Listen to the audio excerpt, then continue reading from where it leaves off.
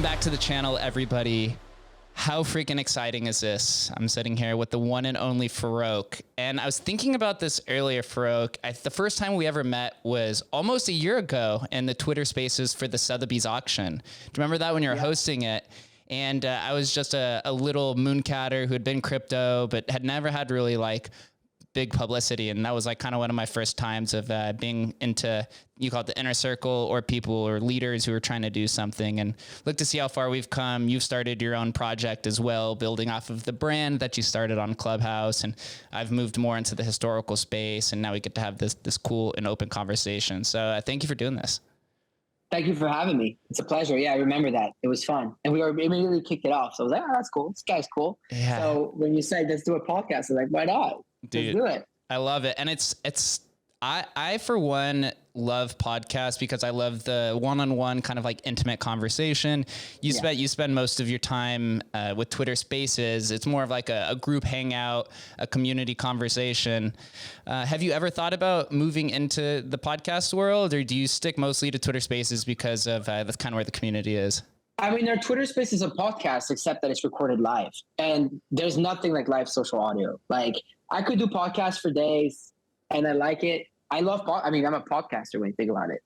And I treat my Twitter Space like a podcast. It's recorded and uploaded across all platforms, right? Mm-hmm. But there's nothing like live. You know what I mean? It's like you can't edit. You can't cut and paste. It's like raw. And that's what I like most. I think live social audio disrupted the podcasting world, as we all know that, when Clubhouse came out and then into Twitter Spaces, and something I'm a big fan of. So yeah, I mean, if I could go into podcasting, I'm sure at some point we'll be recording a couple and this and that. But I really just like, it's also who I am. Like, I'm very like an in the moment type of guy. So I really enjoy it a lot. Yeah, I've seen some of your history be shared on the internet, you know, for the good or bad, whether people want to blame Farokh, like the common meme, or reality, whatever it is at the time.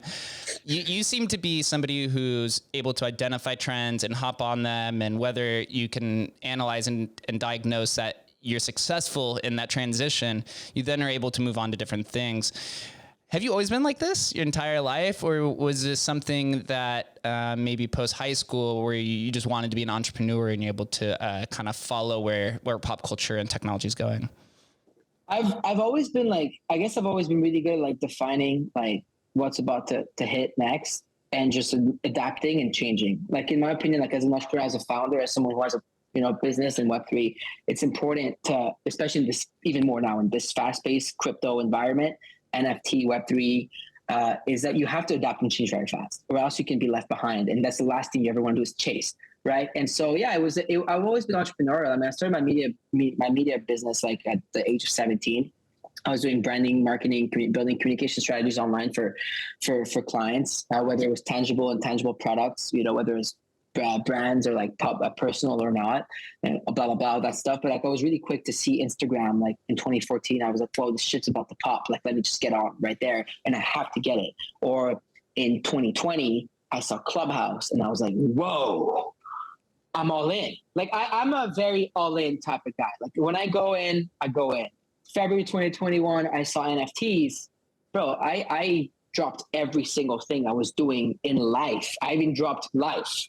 Like, I was like, this is it. Like, I'm all in. So I've always been like that since a child, though. I also ADD, you can probably tell. And so it's like, I've always been very quick at like, in my opinion, like one of the best things I've ever done is being quick at like seeing a trend and managing to really, really get on top of it and trying to build with it, right? But I'm not also the type to just dump it. Like, yo, like, you know, right now the market's horrible. I'm not going anywhere. I'm going to keep building because it's my passion. It's my place. It's my home. It's my life now, right? So I'm building within it. Also, we're in my opinion, I know we're still year zero in my eyes. So it's like, you know, I'm sure we're going to get into all that stuff. But yeah, it's always kind of been my nature, though, to answer your question, to really like adapt and to like trends and really, really like build on top of it. So what would you consider then is one of your primary motivating factors to pursue life? Are you looking for legacy? Are you looking for just fuck you type money? Is there something from childhood that you've been remiss and you're trying to fulfill? What do you think that is? That's an interesting question. It's a question I think about a lot. Actually, when I was 14 years old, I remember like since very early, I found my voice early on. Something that some people call finding your why.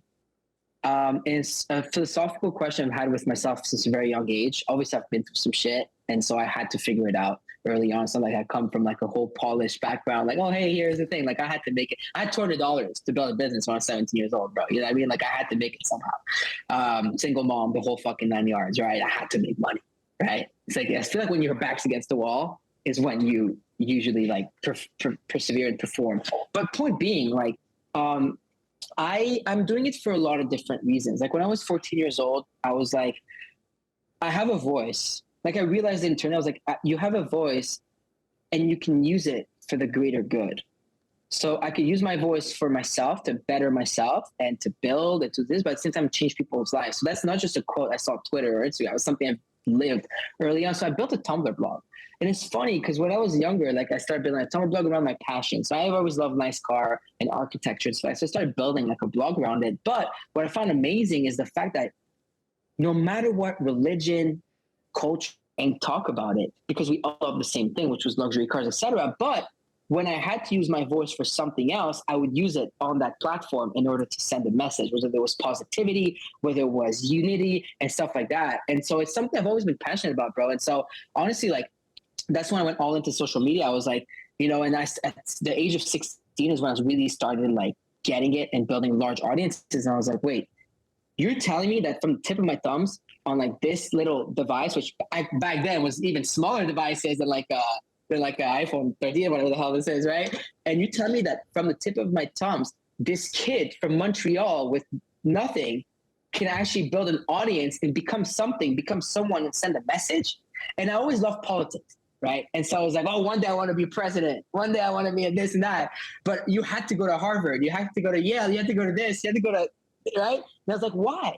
Why do only these people get to have a voice? And why do only these people get to be listened to? I want to have a voice. I think my voice is worth it. And I want to help people. So that's actually how it all started. Right. This whole like building a brand on social media, positivity. I mean, you've been following me for a bit, so you've seen like I try to keep it really positive. Like it's not fake. It's who I am. My first name, Farokh, means happy and fortunate in Farsi. And I guess I was always predetermined to be that way. And so I always wanted to do so. And then, you know, building legacy. And then and of course, like, I'm not going to lie, like, of course, I'd be able to build, you know, wealth for myself, wealth for my family, to be able to build it for other people at the same time, right? I think that in changing my life and changing the life of tens of thousands, if not one day millions of people, has always been my goal. And when I fell into Web3, having been an internet kid myself, not a crypto OG, but an internet kid, like the internet made, right? I was born in with the memes and stuff. I'm 27, 94. So it's like at that cusp where you were like 12 years old when Facebook was born, right?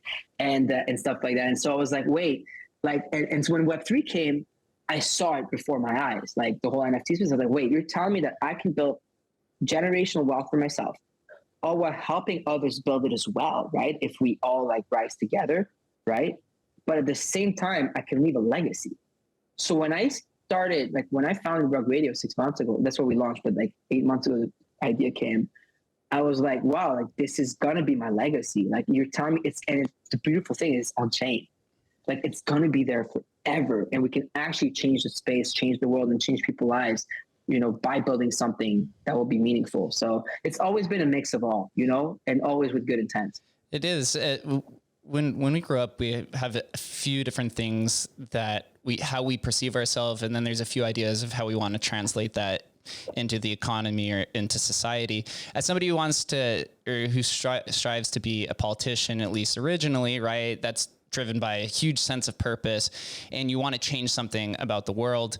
Web3, it's definitely extrapolated onto the internet, and it's a 24/7 nature.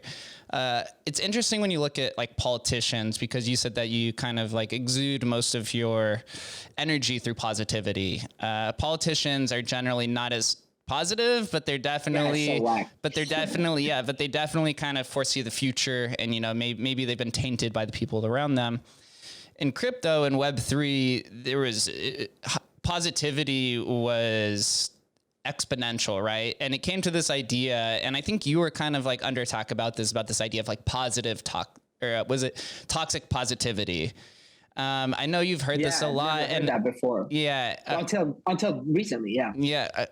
I know there's been some challenges or pushback against you of being, you know, somebody who's super positive, but then it kind of puts their community, I guess it puts them in a bad position because then they don't understand like what the complications can be or like what the effects if you just go all in and are always positive. How do you view that? Is there a way that you've kind of tried to overcome that toxic positivity, whether it is real or not, and like how some of the critics kind of evaluate that? I personally don't believe in it. I think it's bullshit. Like, it's so funny in the space because, of course, crypto was built by cynics, right? Which is normal. So, very cynical view on the world. Crypto Twitter. Mm-hmm. And then you have NFT Twitter. You have all these guys, the Wagby Warriors. And we're coming in and we're so happy and we love what we do and we know we're changing the world. I mean, the conversations, I got onboarded by the artists into the space, by the community field, by Philo, by Thank You X, by all these people. And it was always so heartwarming and loving. Like my group chats, my friends, we meet each other, you know, it's like, it was always that. And so I think some people who call toxic positivity are probably people who like really have inherent issues inside and just fail to see the positive. And a lot of people purposely don't want to like see it in everything. I like to see positive in everything. There's some days I don't want to get up and do what I got to do, but I got to do it. And I'm going to show up with a smile no matter what. And I'm never going to let anybody know that if something's wrong, because I'm just going to keep going through it. And if I need to talk about something, like the other day I tweeted about something saying, well, there was a time where I really wasn't my lowest. And I thought I wanted to give up and be like, what? Even you feel that way? Yeah, dude, of course. I'm a fucking human. Sometimes I feel that way, but that doesn't mean I'm not going to be positive because that's who I am. And so I'm inherently positive. That's just how I am. I can't change it. Like at some point, people are like, yo, I'm like, I'm not going to change that. You can unfollow me with block. Like, it's okay. It's social media. You don't choose to follow me. You know, other people do, clearly. And so, but it's like, I don't believe in that. It's just like, I like telling people I appreciate them. I like supporting people. I like people who know me, like my friends, etc. Like they know I'm just like that. It's natural. It's just who I am. And like, there's so much negativity in this world. Do you really need someone else with 300 followers to come and dunk on people and be negative? No, you don't. Like, it's so like at the end of the day, like the market's down. Everyone lost money. This is that. Like, what? You want more? You want me to shove it down your throat? No. So I think, you know, positivity is important, right? It's all about like, and it changes someone. Like I had to make huge changes in my mindset in order to become who I am and to go through what I go through every day, right? And it comes from that. So when someone tells me toxic positivity, I'm like, no, it's either positivity or negativity. And if anything, negativity is toxic. It is. Right? Yeah, it's true. So yeah, it brings up a good point where you become more under fire from I guess you could say the community or critics when there's a rapid rise to superiority, whether it's through your followers or you attain a ludicrous amount of wealth or power. There's gonna be a lot of envy that comes from that, right? You rose from, I don't know, a few thousand followers to, I don't know what you're at now, like 400,000 or something close. I went from 0 to 300K in a year and a half. Right. And in crypto, that's possible. We see this happen through so many different accounts. But over time, we do see some of those characters tend to morph to what their crowd wants versus who they are and who they want to embellish, right? Whether they sell themselves out for promotions or they just completely slow rug their community or they just morph to what the crowd wants them to say. And then they kind of lose their authenticity from that. From your experience from that rapid rise, what are some of the challenges that what are some of the primary challenges that you face and had to overcome to keep your authenticity and positive nature? I think like I'm that guy that came out of nowhere in crypto, right? In NFT, I mean, I know NFTs have been around for a while and we're going to get to the story of NFTs, I'm sure, because that's your shtick. But let's be honest, like, and you can correct me if I'm wrong because you're way more OG than I am and I respect that. Year zero for me was really 2021, right? Where things really exploded, right? And like people really, the masses started coming in and you saw NFT brands start coming out and like people like myself and this and that, and we grew very fast, etc. So I grew extremely fast. And it's a conversation I have with a lot of like OGs in the space that are close to me. And I grew so fast that some people are like, what, who's the fuck is that kid that comes out of nowhere? And he was really fast. and it was loud, and it was a lot. Like, it's like, boom, all of a sudden 300,000 followers, Rug Radio shows, daily listeners, fucking trending on Twitter because I sold a freaking cat or something and whatnot. Like, it's like insane, right? And so I could understand why that rubs a lot of the community like that was there before the wrong way. But that's why I've always managed to try and do things with respect to the people that were there before me. Because you always have to respect like your founding fathers and mothers, right? It's like, I think you always have to have, like, I have a lot of respect for you, right? Whether you did more than me or not, we can debate that for days, but it doesn't matter. I have respect for someone who was there before me. But it goes the other way around. I think people who were there before should embrace the people that are new coming into the space and that are actually trying to do something positive for it.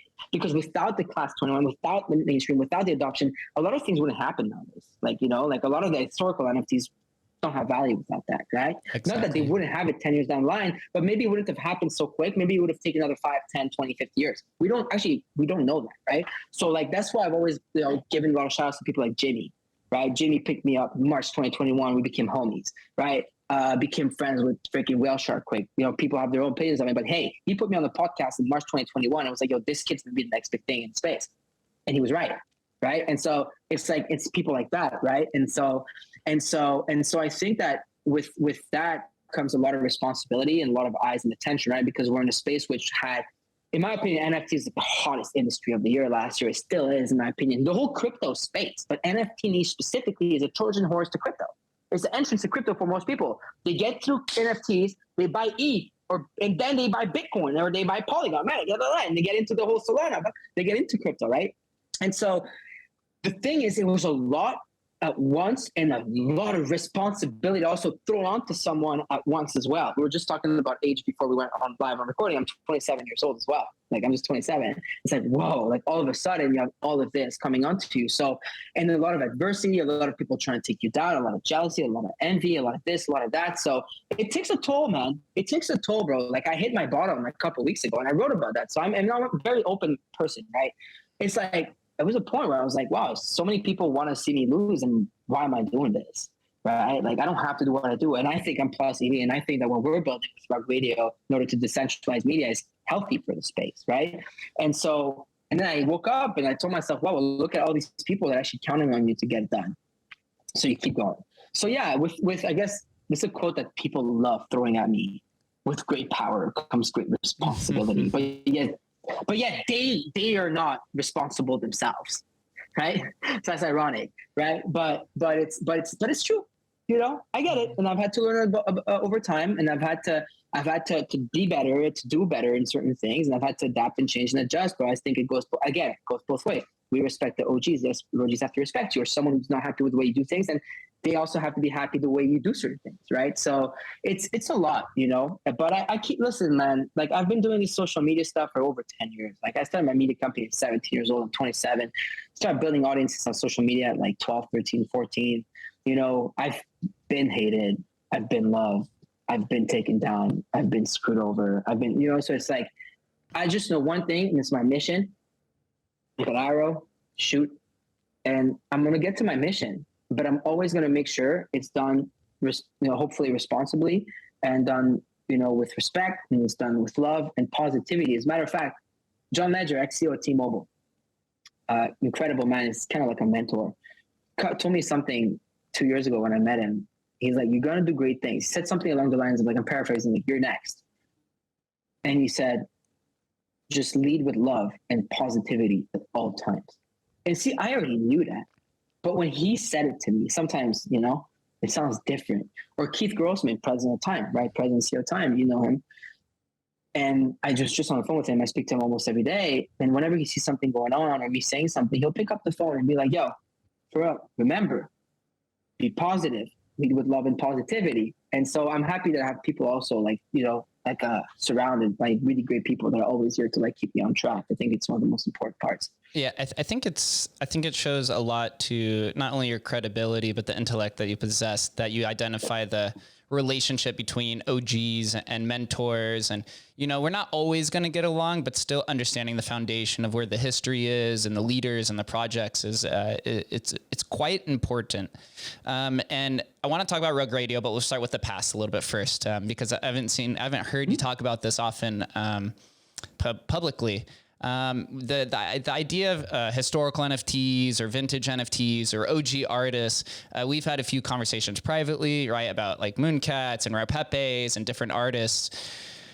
Do you think, how do you view as somebody who's, you know, you're one of the leaders in what I like to call the modern NFTs, right? We'll call it 2021 and newer, kind of where the blow up happened.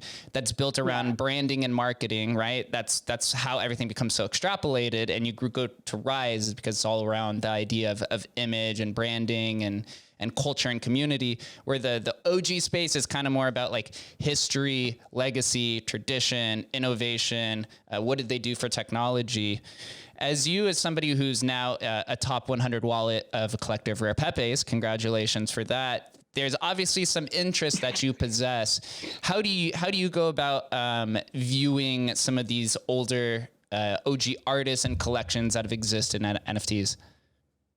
How do I go about what? I'm sorry, I didn't catch How do you go about like evaluating them, or what interests you NFTs? About OG NFTs, OG artists? Yeah, where does that interest come from? Dude, I'm a history nut. Like when I was a kid, like I was always like a really good student in history class, and I was always a nerd when it comes to history. Like I freaking love history. I guess I'm really grateful for my my education. I went to French school in Montreal, French school in Paris. When I was in Paris, I moved to Montreal at a young age. I went to a really good school.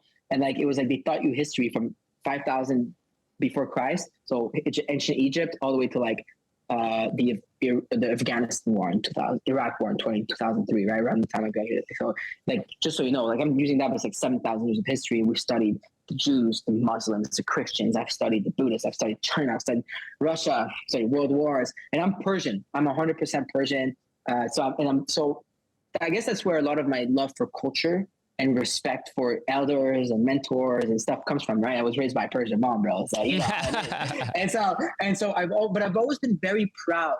I've always been very proud of like our culture and all that stuff, right? So to take back about historical NFTs, I've always had this curious nature in me, like, you know, like the first, or maybe not the first, but the most meaningful, and these little things, right? So dude, like, you know, I never really fell in love with the whole Mooncats, but like I can understand where it comes from. But like I fell in love with the punks, you know. I fell obviously completely enamored with the Rare Pepe and the lore. I mean, damn, like, bro, I found out yesterday we're gonna be added to the Book of Keck because of our interview of Joe Looney last week, bro. So that means like Rug Radio and like our show is technically going to be in the lore forever. Like when I found out about that, it could be meaningless to someone who's listening, but to me, it's like, hell yeah, you know, like it's so fucking dope. So I've always loved that. Or like I finally collected my first piece of X copy, which was the Doomed, which is his first Genesis known origin mint, which is 2018 X copy. Like, you know how hard that's to find, even though there's 100 copies. Like they don't just come around very often, right?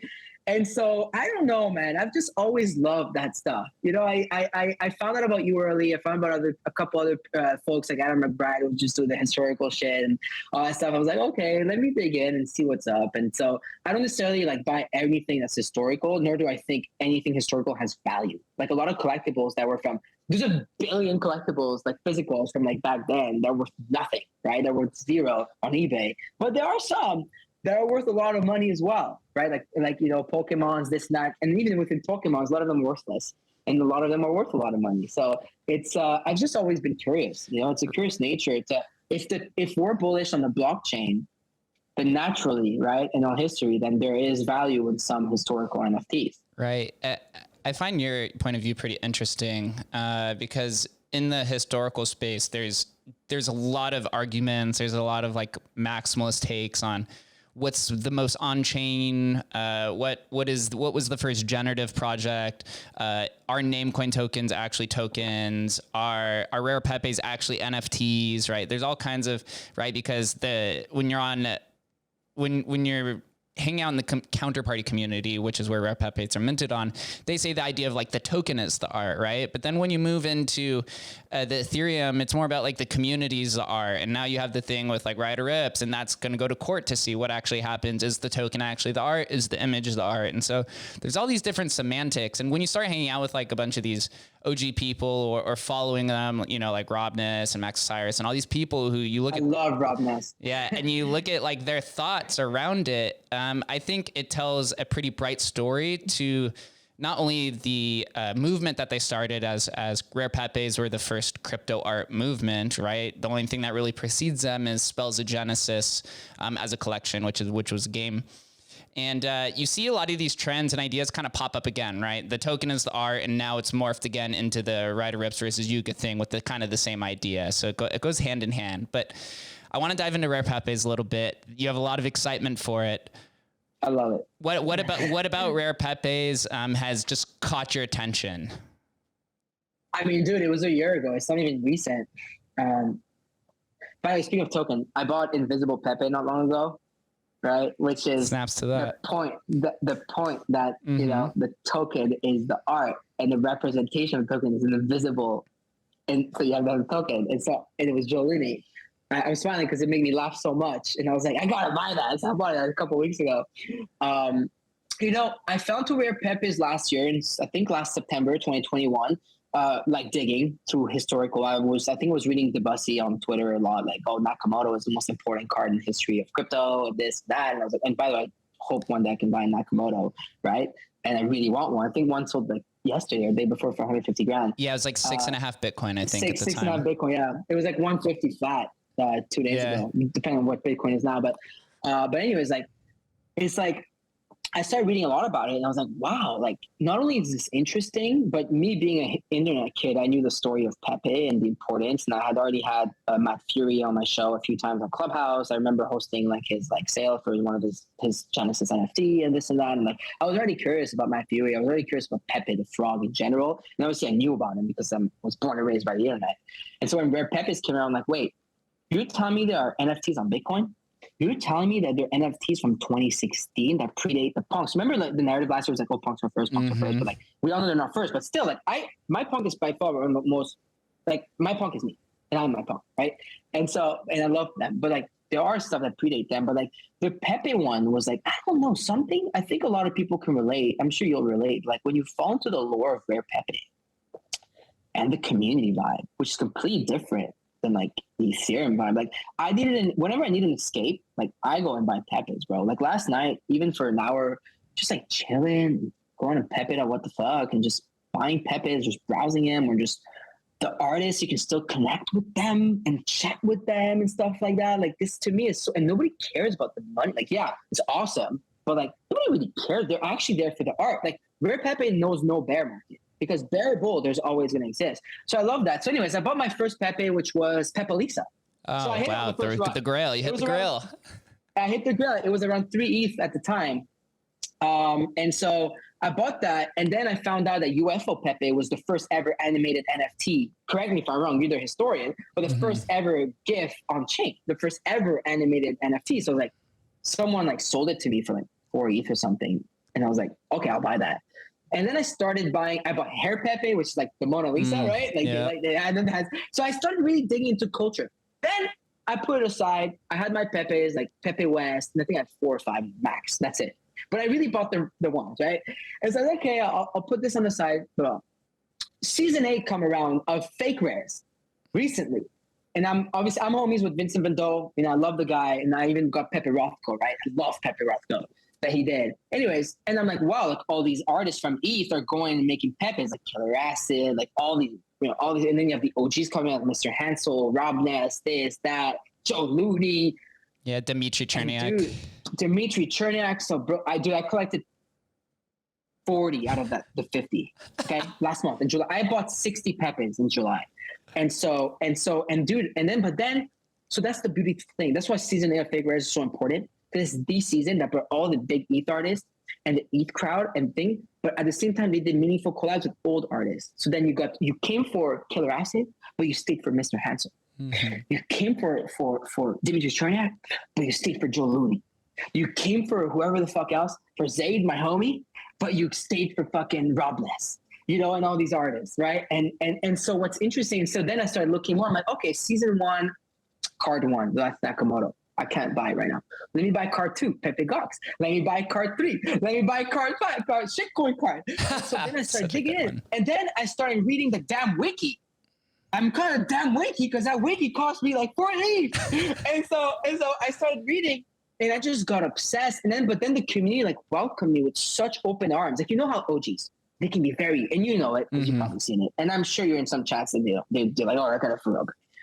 But I genuinely am so passionate about the space that when I found Pepe's and I saw the chat so welcoming to me, and Pepe Naruto chatting with me, and Joe Looney coming on our show 3 weeks ago, and Rob Ness, I have one of his one-of-one, so we've been homies for a bit through Twitter. He gave me a whole history lesson last year for 6 hours. It's important. We talked on DM for 6 hours straight.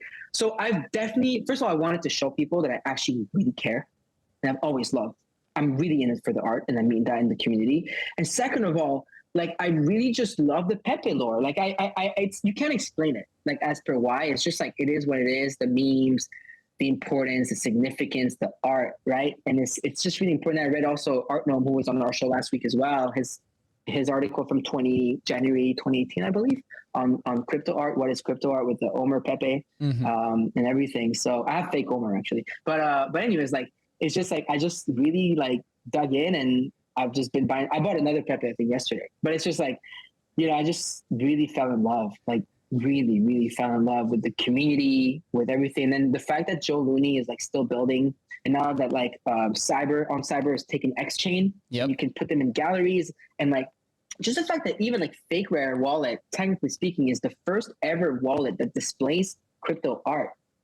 Like, there's so much to it. And listening to Joe Looney's speech in 2018 at the Rare Digital thing, where Art Gnome, I believe, Christie's, like, gave away like the Ross Robbies. I don't know if it's the same. No, it's not the same event. It's a different event. It's the same year though. It's the same year though. Same year. Yeah, different event. But anyways, like there's so much to it. So that's what got me in, man. I went all in. Like, I started listening to everything. I was like, fuck it, I need to interview the guy myself. Yeah, your excitement's very reinvigorating. You bring up a good point, which is this like collaboration of the OG space to the newer space. And, you know, there's always going to be a lot of tension there, you know, because it's always like with new technology and new generations, they build their own Ponzi, they tear the old one down, right? That's kind of like the common cliche, but Fake Rares has set kind of like a pretty good precedent of having that perfect unification between the new generations and the older generations, even though it's only a few years apart in crypto. It's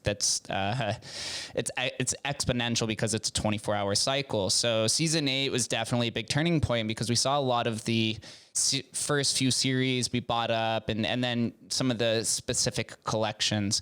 And in the historical space, we kind of have this conversation. Now we've kind of moved into like stage 2 of historical NFTs, where all the individuals have now found their collections, but now the collections need to work together and to find something constructive to work on, right? Whether all the different projects are now collaborating with each other, Kiro Cards and Puny Codes and Mooncats with everybody else. And you kind of, it's not like that in the newer space, in the modern space, right? It seems like it's very territorial between some of the newer collections, because it's definitely a larger fight for attention than where it is in the OG space, where it's more of a collector's mentality, where the newer space is more of like a trader's mentality, and everyone's trying to fight for liquidity and attention. And here everyone's just trying to fight for the story and to kind of get their word and their provenance out. So whatever that future may bring, we now see there's now a new one called Fosogs, which is Spells of Genesis,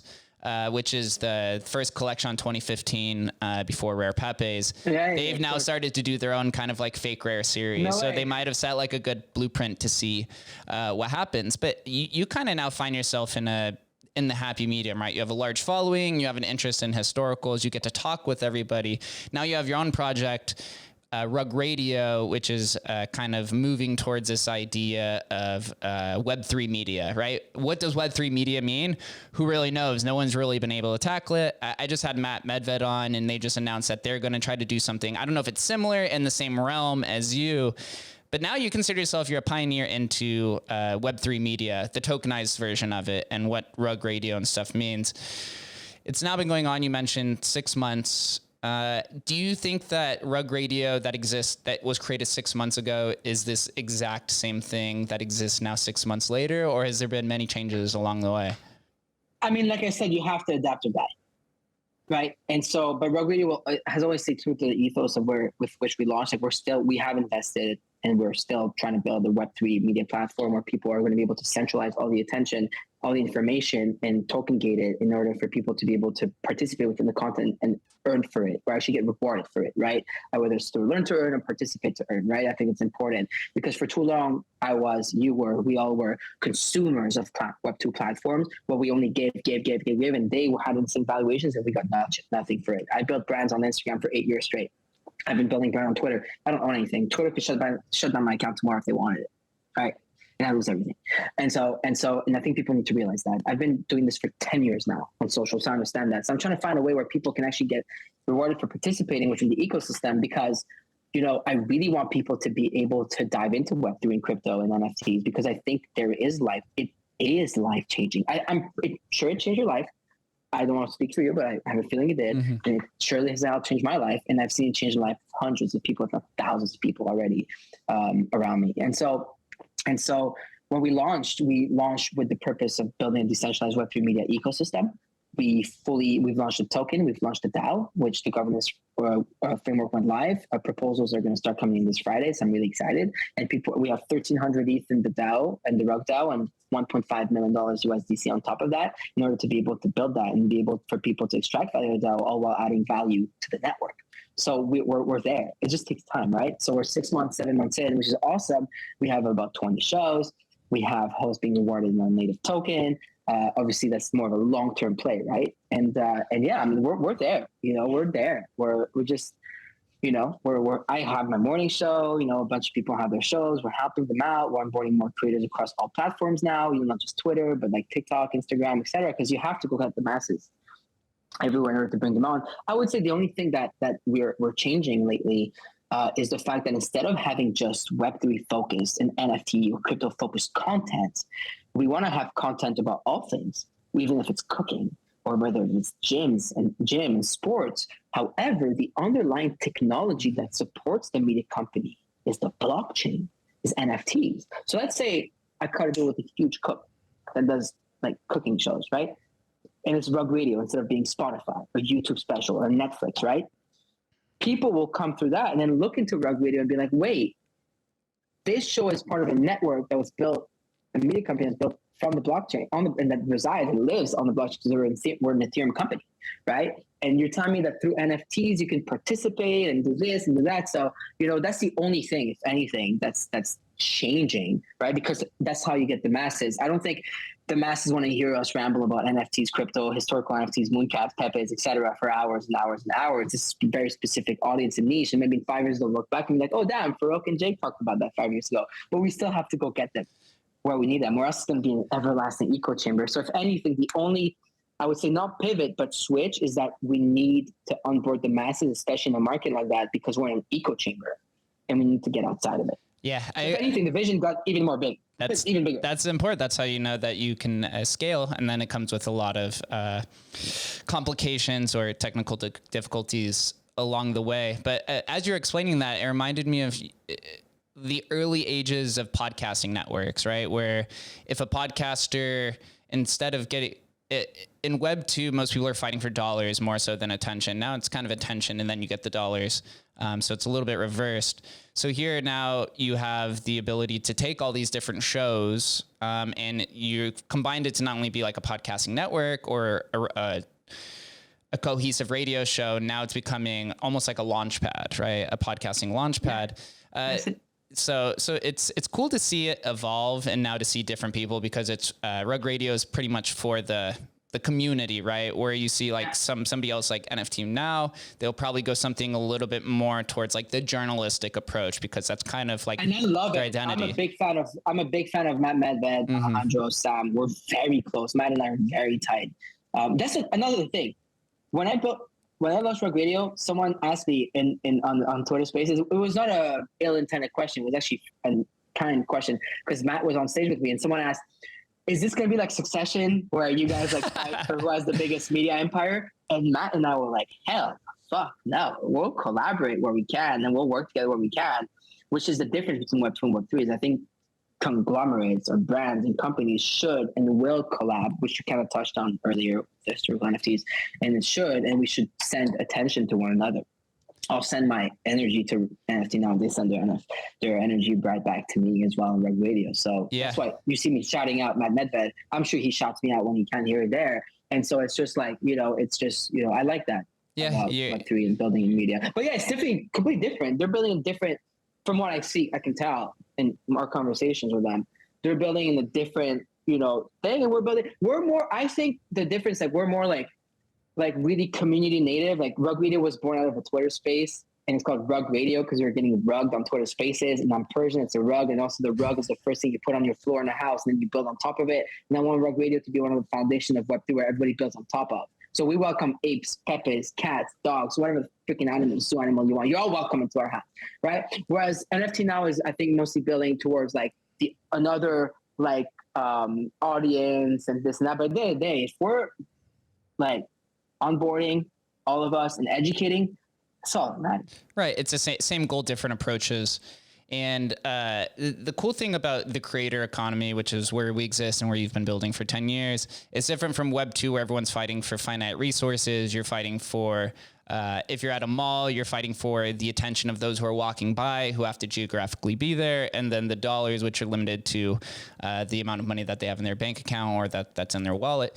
Here in the creator economy, it actually encourages collaboration, whereas it's not like Jake and Farokh are on a show and it's 1 + 1 = 2. It's like 1 + 1 = 4 because we get both of our communities in here, and then it's accelerated by the algorithm based off of both of our communities kind of forming together. So those who are in the creator economy, or you could say Web3, who are anti-collaboration, they're kind of remissing the entire point, and you're pigeonholing yourself, and that eventually kind of devolved to like maximalist culture. Maximalism not going to make it. Me versus you versus everyone not going to make it. Right. And society. It's me and you. And we don't have to be friends, but hey, we don't even have to collab, but we can coexist. I think it's the most important thing. Regarding Rug Radio, one of the, I guess you'd say the frustration points, whether it was from your end or from the community, it seems to be there was a little bit of a detachment between the tokenomics and kind of where the content and the output is, right? It's like, it's hard to integrate the token into Twitter Spaces, who's centralized, or like, what are the tokens actually for? What's the purpose? And I know that's been a huge obstacle that the team has been trying to address over time. So just curious from your words, how tough has it been to try to find meaning or multiple use cases for these tokens? And how has it changed with the different obstacles presented to you, whether it's front-end Web 2 products that don't want to work with you, or regulatory hurdles of what a token actually is, and so on and so forth? Yeah, I mean, you're totally right. I mean, my biggest challenge as the founder of Rug Radio is to find, like, PFPs have this value where it's like the profile picture at the end of the day, right? And you just buy in for the community. That's the utility. We launched a media company through NFTs, and I went the non-traditional route of not raising money through the VCs and all that, and people, was from the community directly. So my goal as the founder is always to find a way to accrue value back to the NFT, the Genesis rug, which itself yields token, rug token. So how do you also bring value to two things? The rug token and the Rug Radio Genesis NFT, right? And so over time, it was tough because I'm trying to put the DAO together and build a council and all these things and decentralization. And I realized a month ago, I'm trying to solve problems for other people rather than try to solve problems for my own community and myself. However, that's my nature. I always want to try to save the world. And sometimes I forget I have to save myself first, and then my people, and then the world, right? It starts like that, right? And everything changed. I don't know if you've seen, but we've had maybe 300-400 rug sales, maybe 500 NFT sales in the last month. We've done quite a lot of volume in the last month as well. We've had a movement of floor over 300%. And these are little things that I had to look into, and our content has now over 50 to 100,000 listeners weekly. We're pushing millions of impressions a month, which is really good. But so I've had to think, well, how do I bring value back to the token? Well, it's by adding utility to it that's beyond just buying DAO tokens, right? Because not everybody wants to practice governance, especially in the space. But I'm also trying to show the world that we can build a company through a DAO. And I really genuinely mean that, Jake. Like, I really want to make it happen, and I will. But I still have to bring a way to bring value to the holders, because at the end of the day, holders also want the number to go up, sadly. At the end of the day, that's something you're judged by your floor price. You're also judged by your actions, but our actions are way more than our floor price, right? So it's a question that, as a founder, it can really mess with your mental health, bro. Like, it's really tough. You're like juggling. But I think, first of all, now we're in the best place Rug Radio's ever been since launch. Absolute best place.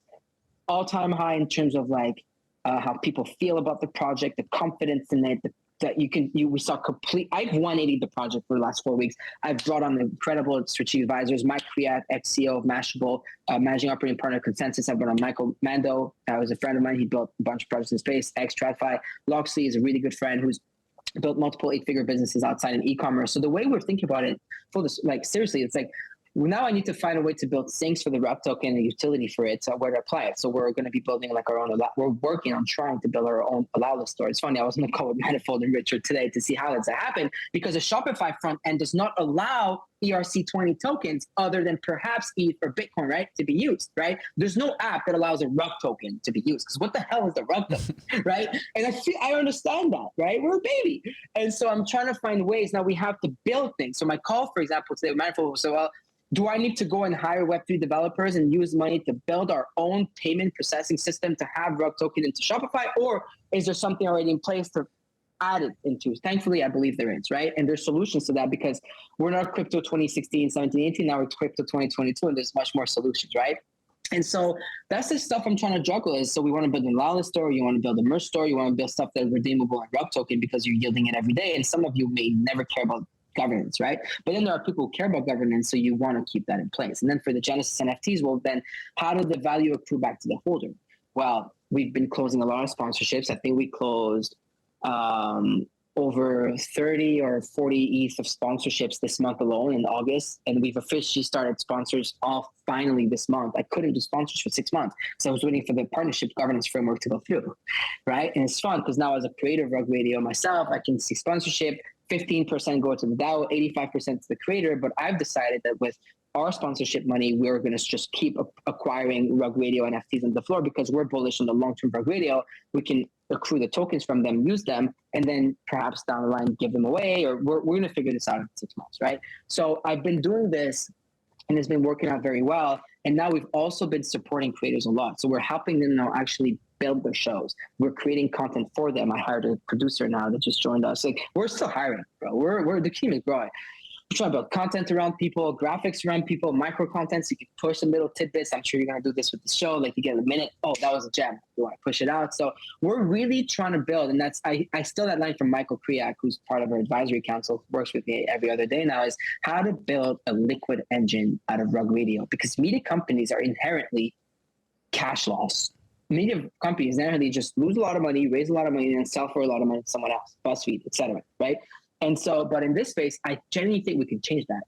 And the beautiful thing about Web3 is that in Web2, traditional media, it's platform, then the creator, and then the consumer. That's it. It goes like this.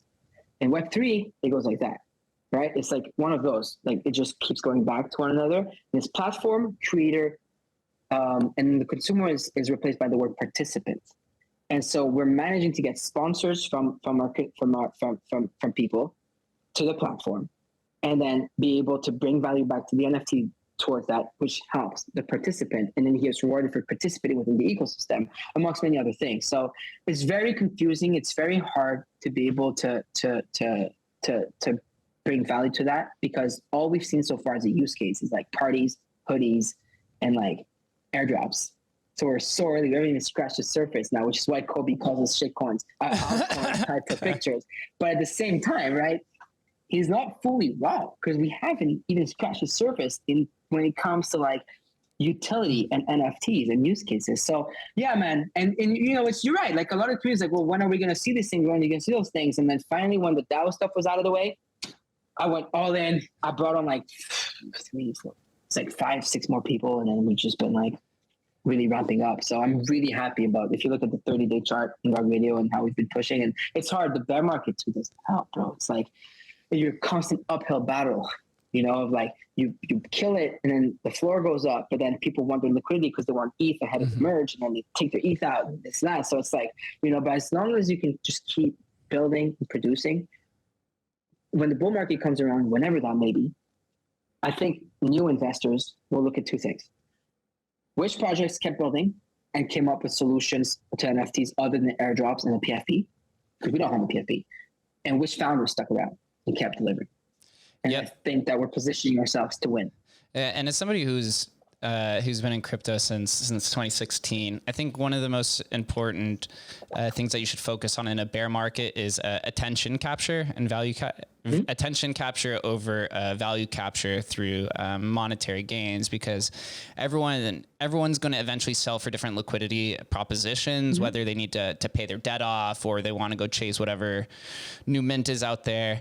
But if you can just keep the community active and aware whenever that liquidity, the macro liquidity does return to the market, your project's going to be one of the first ones to do it, and it'll set itself apart ahead from ahead of everybody else. It's the idea of like social capital versus monetary capital. And then once you get in the bull market, then you focus on monetary capital, and no one can pay attention to the social capital because everyone's making so much money, right? A lot of the dev work takes much longer in a bull market, which you could see because it's hard when the number just keeps going up and you keep getting pinged and yada, yada, yada. So it's a good idea. It's impossible to build a startup in the bull market, bro. I launched in Jan, like it's like the expectations, like everybody wants you to be Yuga Labs, like you can't, right? And like it's hard, and then you're caught in the middle of the bull market too, and like this and that, and things are crazy. Like the bear market, sorry, like even though like I've lost a lot as well, like it's probably the best thing that's ever happened to Rug Radio. I talk about that in our Discord. I'm active. I'm in the Discord every day for the Rug Radio. I've seen you in there, yeah. And maybe I take Saturdays off because I really need to reset, but like I'm in Discord every morning and every afternoon. I have Discord open right now in front of me, but it's always like that. But I think it's the best thing that's ever happened to us as a project for Rug Radio, because we could and we're not a project. I'm sorry to refer to us as a project. It's project for high schoolers. We're a company or a business, and so we've really been able to capture that attention and social capital to keep building. I mean, you see me. I'm here, and the brand, my personal brand's still growing, and it's always going to grow. Rug Radio is still growing, and it's always going to grow. And now, another thing we're changing, actually, if you want to ask about what's changing at Rug Radio, is now we're looking to acquire content. We're trying to acquire media and to bring on those bigger names. Because what did I do? We didn't gamble our treasury, and we stabled a bunch of it, and we also kept a lot of ETH because we're Ethereum bulls, and we're long, and we're an Ethereum company, and we have the money to take us to where we want to go for now. We have, like I said, 1,300 ETH and the $1.5 million USDC on top of that.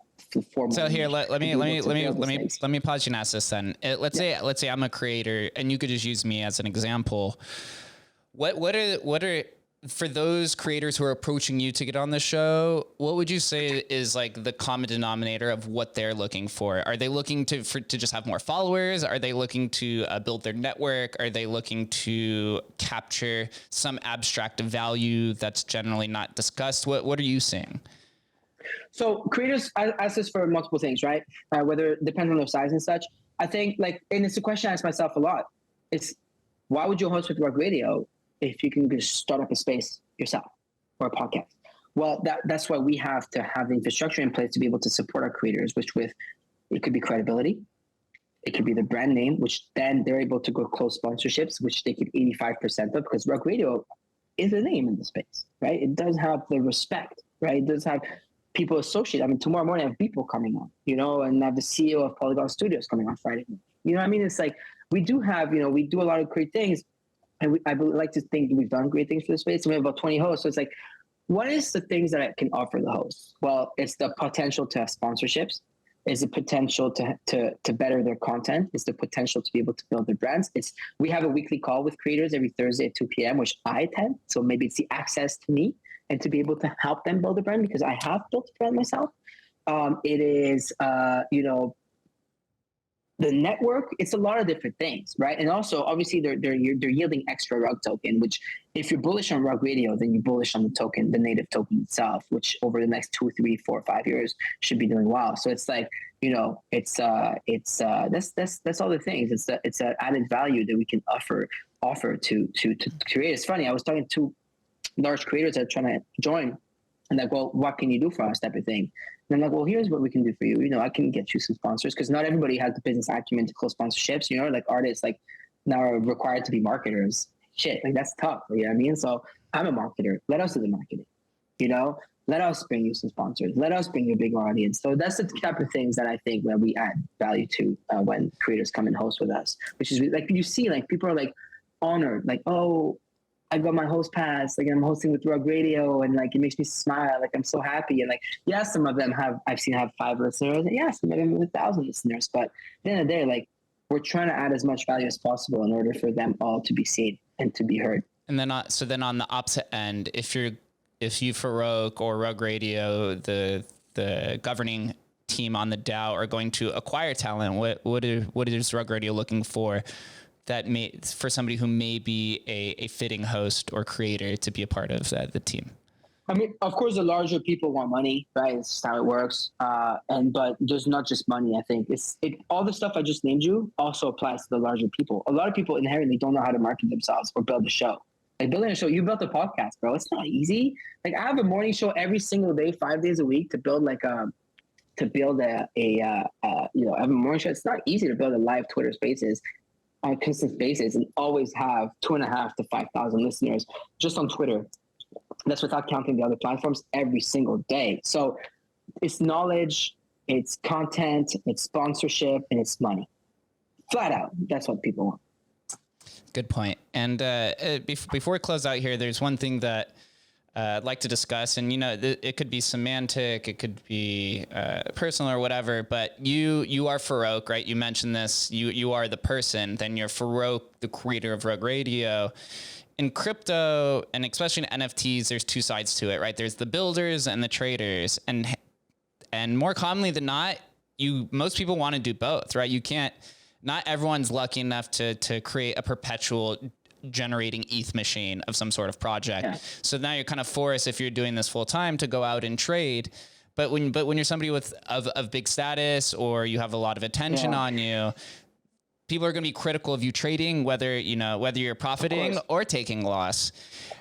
And this is something you've been under siege or scrutiny, or however you want to call it, recently. So there's both ends, right? You had the Saudis one where you profit, and then you had the Cool Cats one where you lost a bunch of money. Do you tend to now, since these recent events have happened, tend to dissect things a little bit differently and analyze when you're now being the difference of Farokh, the Rug Radio founder, to Farokh, the trader? I mean, dude, like it's story of my life. I've had to separate that, and I've had to accept the fact that, especially after the Saudi stuff and then the Cool Cat stuff, like I lost 120 grand on that trade, bro. Like, and people were still shaming me, and I was like, what the fuck? Like, but that's how the whole blame Farokh trying to happen, and Twitter really came to my defense there, and people were like, I think a lot of opinions shifted, and I'm really grateful for that, because I'm not a bad guy. Like like the people who know me are like, what the fuck? Like, I still can't believe there's FUD when you're the nicest guy to me. And I'm like, I genuinely try to help as many people as possible. We've tried, fine, you know me a bit, but I've had to stop the trading side. Like, you see me here and there. The other day I had fun. Like, I bought a couple NFTs. I sold them next day. Didn't say shit. Made my profit and left. But even then, I'll still have a little tweet, a little remark, or a little comment.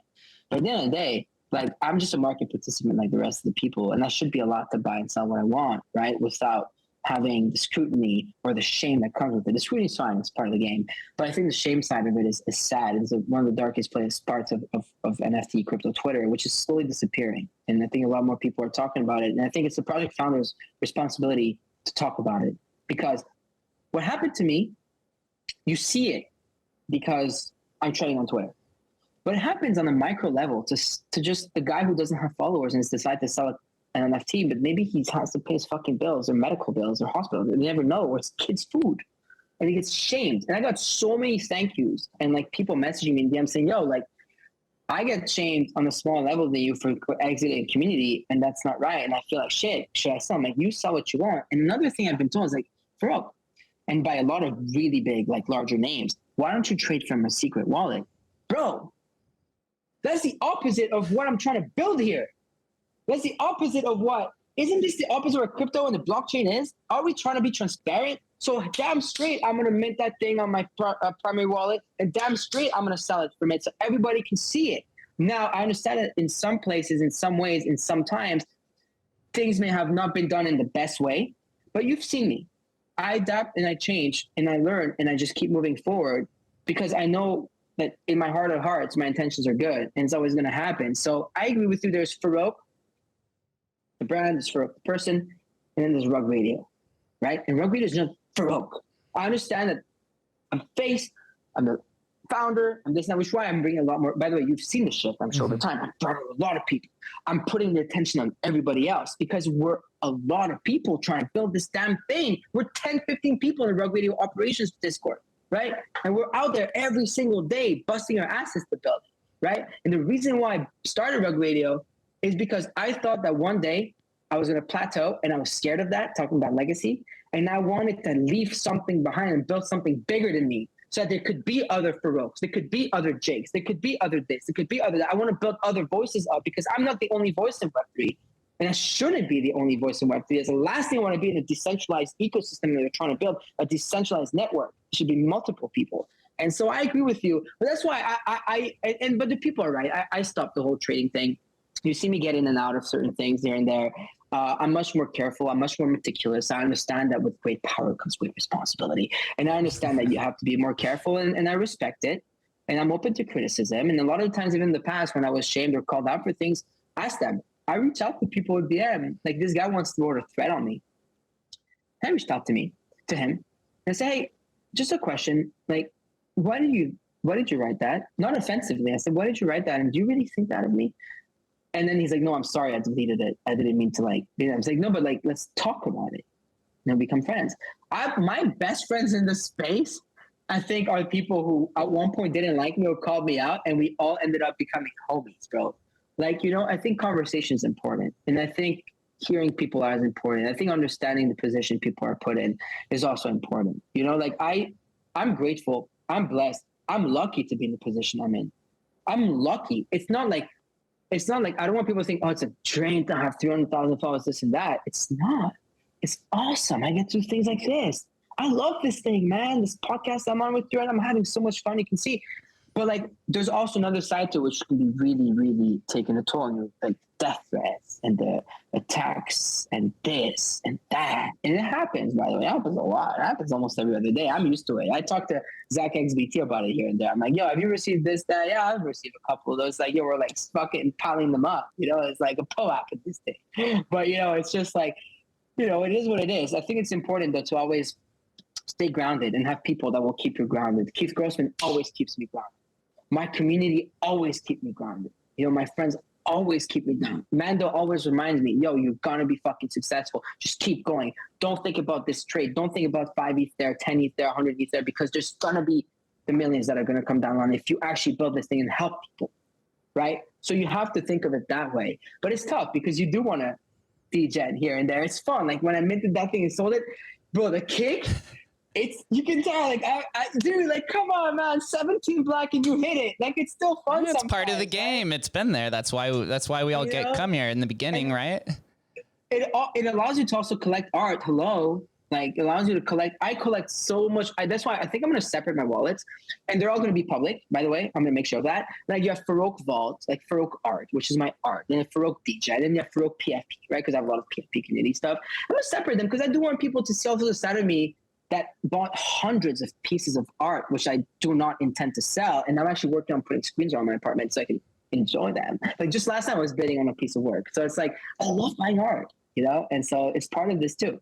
Yeah, I've separated mine. I have a historical vault and then a trade. And then Smart. And I've just until recently over the bear market, I've started moving more into the newer collections, the PFPs and the utilities and stuff, because I realized that if I ever want to be a founder yourself, Farokh or G Money or any of these people, I have to participate in what's happening in the future. It's cool to understand the past and vice versa, right? If you're a founder, but but you want to be able to connect with the OGs in the space, the loud voices, the intellectual mind. You have to go then collect their old work. So there has to be this unification and this collaboration. And that's why I'm glad we can have this conversation to, see what's going on in the world of Farokh, even in tough times, whether people are calling you grifters or people are attacking you for selling things and profiting and losing. Yeah. Even when I tweeted at you and said that I wanted to have you on the show, there was a handful of people that were like very against it. But to me,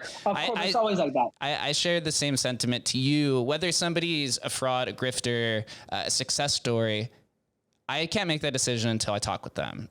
Like I will never let. Unless there's like some sort of flat out theft that's obvious, the social constructs that people place on each other is through their own lens, through their own perspective. And I don't think it should be like a one size fit all. So. By the way, something I always get reminded of is the vocal minority. There's always, like when you have 300,000 followers, you got to think there's 3,000 people that don't like you, right? And 3,000 people is a lot if they're loud. But there's also 200,000 people that may like you, but they're not as loud. Which is why the blame Farokh thing the other day was hilarious. Because people were like, yo, fuck this shit. I'm tired of this stuff. And I like the guy.